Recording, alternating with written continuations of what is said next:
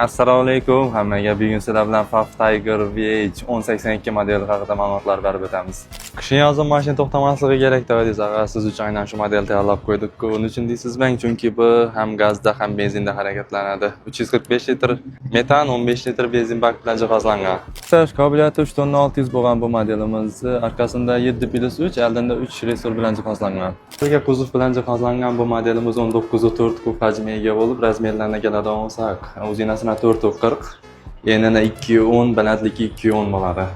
Shofyorlarimiz uchun maksimal qulaylik yaratilgan bu modelimizda diska balonlari 17,5 razmer, 5 kamerli diska balonlar bilan jihozlangan bo'lib, metallarga keladigan bo'lsak, bir yonida 145, arian tarafida 200 litrlik balonlar bilan jihozlangan.